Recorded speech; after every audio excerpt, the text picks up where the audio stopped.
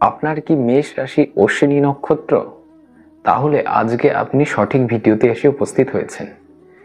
দেখুন যে আপনার এই রাশি এবং এই নক্ষত্রে আপনাদের চরিত্রের কি কি ভালো দিক রয়েছে, কি কি খারাপ দিক রয়েছে এবং কি কি সাবধানতা অবলম্বন করা উচিত। কারণ মেষ রাশি হচ্ছে মঙ্গলের রাশি, অগ্নিতত্ত্বের রাশি। তাই মেষ রাশির জাতক জাতিকাদের মধ্যে এই মঙ্গলের অগ্নিতত্ত্বের কিছুটা প্রভাব থাকে। যেহেতু এখানে চন্দ্র বসে থাকছে, কারণ চন্দ্র যে ঘরে বসে থাকে সেটাই তার রাশি হয়। তাই চন্দ্র যেহেতু মেষ রাশিতে বসে আছে, তাই মেষ তার রাশি হলো। তাই চন্দ্রের কিছুটা প্রভাব আপনাদের মধ্যে কাজ করবে। এছাড়াও যেহেতু অশ্বিনী নক্ষত্র অর্থাৎ কেতুর নক্ষত্রে আপনি জন্মগ্রহণ করেছেন, তাই কেতুর কিছুটা প্রভাব আপনাদের জীবনে প্রভাবিত করবে। আজকে এই মেষ রাশিতে চন্দ্র কেতুর নক্ষত্রে থাকায়, অর্থাৎ আপনার রাশি কেতুর নক্ষত্রে হওয়ার জন্য কি কি আপনাদের ভালো মন্দ দিক রয়েছে সেগুলো চলুন এবার এক এক করে বলি। প্রথমে যদি আমি বলি, দেখবেন মেষ রাশির অশ্বিন নক্ষত্রের জাতক জাতিকাদের মধ্যে তীক্ষ্ণ বুদ্ধি থাকে। এরা দ্রুত সিদ্ধান্ত নিতে পারে। এরা খুব স্বাধীন চেতা হয় এবং সাহসী হয়। কারণ আমি একটু আগে আপনাদের বললাম যে এই রাশির মধ্যে মঙ্গলের কিছু কারকত্ব থাকবে, কেতুর কিছু কারকত্ব থাকবে এবং এই রাশির সিম্বলেরও কিছু কারকত্ব থাকবে। সিম্বলটা কি? এই রাশির সিম্বল হচ্ছে গিয়ে আপনার ঘোড়া।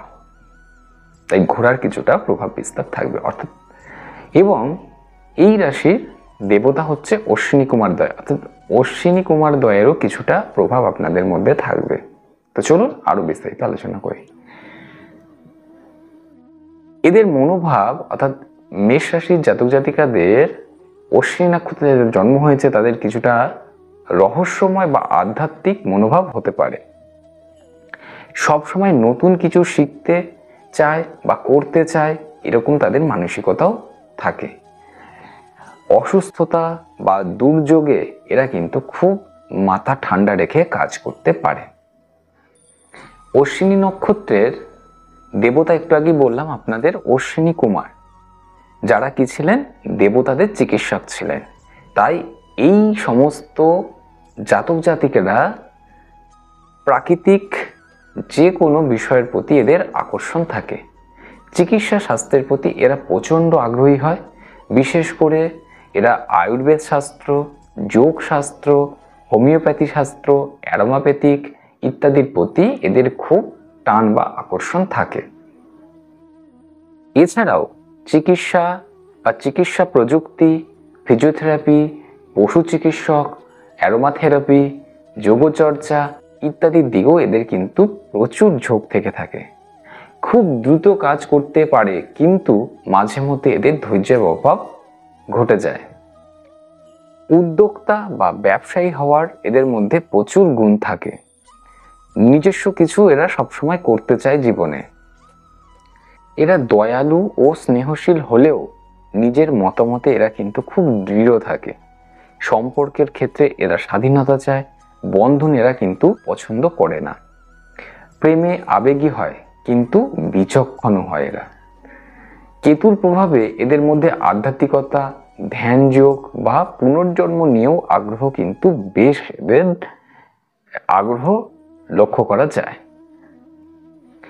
মেষ রাশি অশ্বিনী নক্ষত্রের জাতক জাতিকাদের মধ্যে আত্মবিশ্বাস প্রচুর হয়, উদ্যম প্রচুর থাকে, প্রেরণা দেওয়ার ক্ষমতা এদের প্রচুর থাকে, গতি ও কর্মে এদের প্রচণ্ড আগ্রহ থাকে। এদের মধ্যে একটু ধৈর্যের অভাব দেখা যায়, অস্থিরতা এদের মধ্যে প্রচণ্ড পরিমাণে থাকে। যে কোনো কাজ শুরু করে শেষ না করার একটা প্রবণতাও কিন্তু এই সমস্ত মেষ রাশি অশ্বিনী নক্ষত্র জাতক জাতিকাদের মধ্যে থেকে থাকে। দ্রুত সিদ্ধান্তে এরা ভুল হওয়ার সম্ভাবনা খুব বেশি হয়। তাই জীবনে ধৈর্য ও একাগ্রতা অনুশীলন করা উচিত। সিদ্ধান্ত নেওয়ার আগে একটু ভালো করে চিন্তা করা উচিত। একাধিক কাজ একসাথে না গিয়ে একটি কাজে একটু স্থির হওয়া উচিত। সময় মতো বিশ্রাম ও পর্যালোচনা একটু করা দরকার এই মেষ রাশির অশ্বিনী নক্ষত্র জাতক জাতিকাদের। এতক্ষণ আমি আপনাদের ওভারঅল একটা জিস্ট বললাম। এইবার চলুন ভালো দিক এবং খারাপ দিকগুলো আলোচনা করি। ভালো দিক কি? এই সমস্ত জাতক জাতিকারা চটজলদি সিদ্ধান্ত নিতে পারে, যা নেতৃত্ব বা ঝুঁকিপূর্ণ পেশার কাজে বেশ গুরুত্বপূর্ণ হয়ে থাকে। সব কিছু জানতে চায়, চিন্তা করতে ভালোবাসে, বিশ্লেষণধর্মী এদের মনোভাব থাকে। উদ্যোক্তা হওয়ার প্রবল সম্ভাবনা থাকে। কোনো কিছু শুরু করতে গিয়ে এরা পিছু হয় না। এদের মধ্যে আধ্যাত্মিকতা, ধ্যানযোগ বা আত্মবিশ্লেষণের একটা বেশ ভালো প্রবণতা দেখা যায়। অন্যের কষ্টে এরা খুব তাড়াতাড়ি সাড়া দিতে পারে। এরা ভালো চিকিৎসক হয়, ভালো চিকিৎসার পরামর্শ দিতে পারে, সেবা এরা খুব ভালো করতে পারে।